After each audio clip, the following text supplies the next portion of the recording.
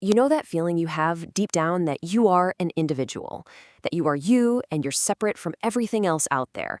What if I told you that feeling isn't some profound philosophical truth, but it's actually just a technical glitch, a bug in your brain's operating system? In this explainer, we're going to grab our toolkit and debug that very code. Seriously, think about it for a second. Where is that exact line drawn? Is it at your skin? Maybe the edge of your personal space? Or is it the last thought you had? It feels so real, doesn't it? That boundary between self and other. But what if it's just a very convincing illusion? And that's the big idea right there. This feeling that every human on Earth experiences isn't a feature of our existence, it's a bug.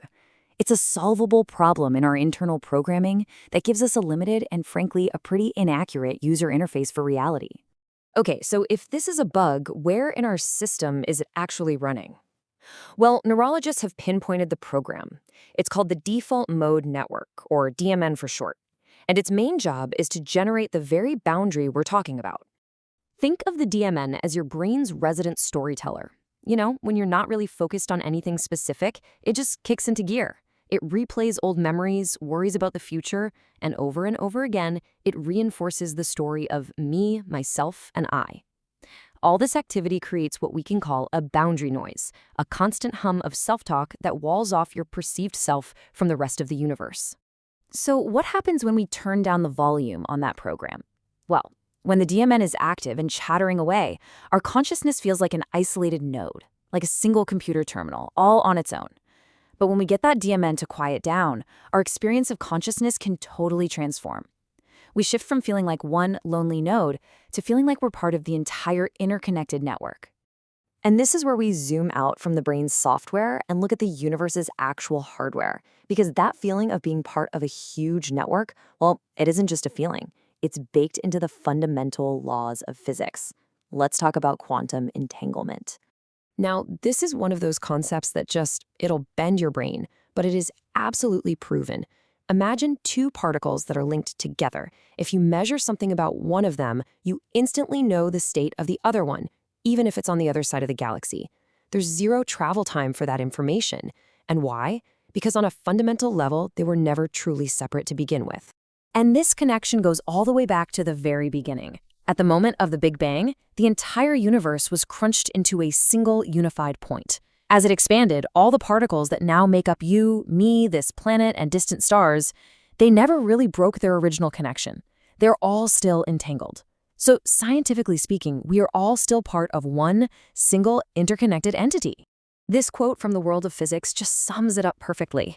The whole universe can be described by one single, all-encompassing mathematical equation, what's called a wave function.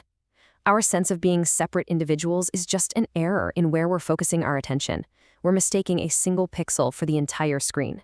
Okay, so if entanglement proves that we're all connected, our next principle explains the nature of that connection. This is the holographic principle, and it suggests something absolutely profound about your consciousness. Think about a real hologram. If you smash it and pick up a tiny piece, you don't just get a little shard of the image. No. You get the entire image, just viewed from a slightly different angle. The same principle applies to consciousness.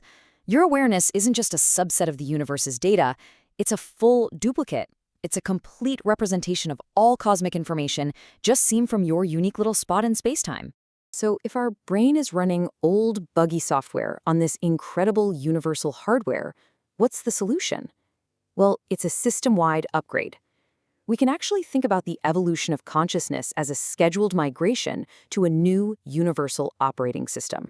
It's a wild thought, but imagine we set a target date for this migration.